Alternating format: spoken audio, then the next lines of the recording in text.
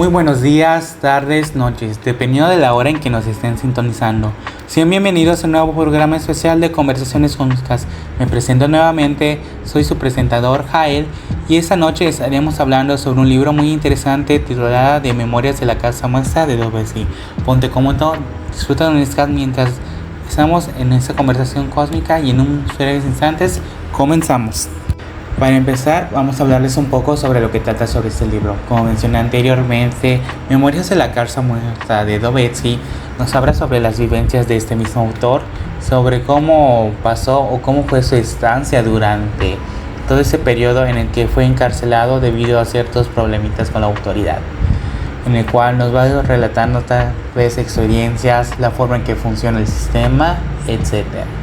Y eso se ve muy reflejado a partir del capítulo 1, que es titulado como tal La Casa Muerta. En este nos relata más bien el funcionamiento o nos contextualiza sobre el área en el que se va a estar tratando la primera parte de la obra, que en este caso sería la cárcel. En este nos cuenta varias anécdotas, experiencias y cómo es el funcionamiento de esta, como por ejemplo que en este es muy encerrado, es decir, se nos menciona casi al principio que cuando estás viendo afuera de las barandijas no estás viendo muchas cosas, sino un par de estacas que podrían significar para él los días que tiene que contar para que la gente salga. Igual nos contextualiza muchas cosas que aún seguimos viendo actualmente en el día de hoy, como aquellos crímenes o cárceles donde algunos penitenciarios entran desde jóvenes, pero debido a sus condenas, debido a sus delitos graves, llegan a salir incluso a una edad muy adulto, muy vejez. Incluso aquellas personas que cuando entran se tienen que mentalizar que ahí van a pasar sus últimos días, puesto que a veces las condenas son muy largas. Igual nos va relatando la experiencia, creo que de un criminal el cual tenía una vida, pero cuando el momento de salir de la cárcel, esos familiares, esas personas que se acercaban con ellas dejaron de estar, como es el caso de un criminal que nos cuentan que en su futuro o durante varios tiempos después fue entristecido o se puso muy triste debido a que su esposa siguió adelante consiguiéndose a casar nuevamente. Igual nos va revelando cosas como el funcionamiento del lugar, como por ejemplo que existe una subdivisión de, por así decirlo, penitenciarios o personas privadas de su libertad, en el cual están divididos tal vez en personas que no recuerdo exactamente bien los nombres, pero se podría resumir que es de esas personas que tal vez no cometieron delitos tan graves, otras que están más o menos, y otras que mayormente eran militares que cometían crímenes grandes que están destinados a ser ahí toda su vida. Igual nos va relatando en cómo separan ese tipo de personas a través de su vestimenta. Y creo que existen diferentes tipos de tela y colores de tela para diferenciarlos unos a otros. De igual manera nos van comentando, o en este caso de Dobesi nos va comentando cómo fue esa experiencia de los primeros días. ¿A qué me refiero con esto? A que para él fue muy difícil, cosas que tal vez sí le conmovían cuando sobre que ir a la cárcel, pero que hasta el momento de vivirla se les hizo muy difícil, como el simple hecho de estar siendo vigilados en cada momento. No tenía ni privacidad porque como tal, siempre cuando tenía que salir a realizar los deberes como tal, era vigilado por los guardias y por la seguridad, y en el momento de descansar estaba ahí amontonado con un montón de personas ahí carcelarias, y por lo cual no tenía tanta libertad como él se esperaba. Igual nos va comentando, como mencioné, igual su funcionamiento, que mayormente ese tipo de personas tenían que trabajar en el día y cuyos trabajos eran muy rigurosos, pero que sin embargo eso les servía mucho a la sociedad. Igualmente se nos comenta un poco sobre la relación entre este tipo de personas encarceladas,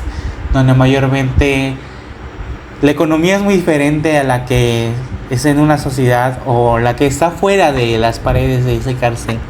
porque como tal mayormente ahí se trataba mucho el trueque, es decir, yo te estoy dando un objeto de valor y tú me estás intercambiando otras. Igual hasta en este momento nos comentan cómo hay gente que es más rica que otras, incluso en esta misma situación.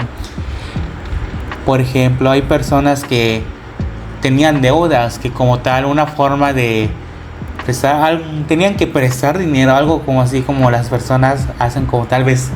en departamentos como Coppel, que tenían que dar algunos bienes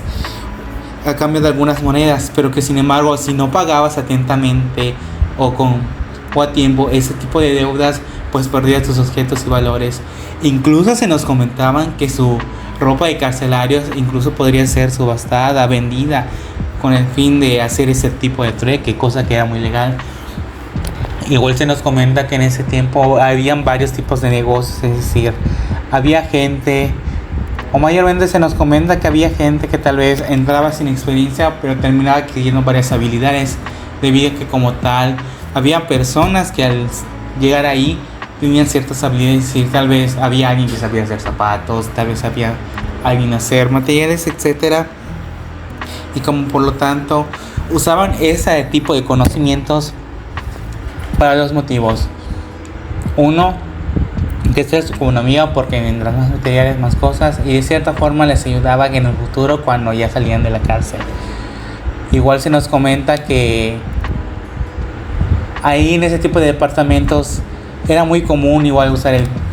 que subían cosas como el vodka y el aguardiente, ya que se podían permitir ese tipo de lujos. Y por último, creo que igual se nos menciona parte de las ofrendas o las limosnas, que igual era una forma de tener bienes sin recibir el trueque, en donde mayormente se nos relata como el trueque, o más bien las limosnas son cosas como, mayormente eran cosas como objetos materiales tales como pollo, papas, cosas así, y raramente recibían monedas. Pero sin embargo, el autor Dostoyevsky nos comenta la primera vez que recibió una limosna en forma de monedas, donde relataba que más o menos los primeros días en que iba a ser encarcelado, pues como tal, creo que salió afuera, o más bien en las provincias, donde de pronto se encontró una mujercita con su hija, que nos menciona que había visto con anterioridad 2 veces, debido a que su esposa falleció, está en ese lugar. Y como tal, la niña al ver al sujeto, o en este caso Dostoyevsky, le habló a su mamá y su mamá le dio unas cosas, que en este caso eran unas moneditas, que le terminó dando al señor Dostoyevsky diciendo que le iba a servir de mucha ayuda. Y en serio le iba a servir de mucha ayuda a partir de lo que iba a vivir en un futuro.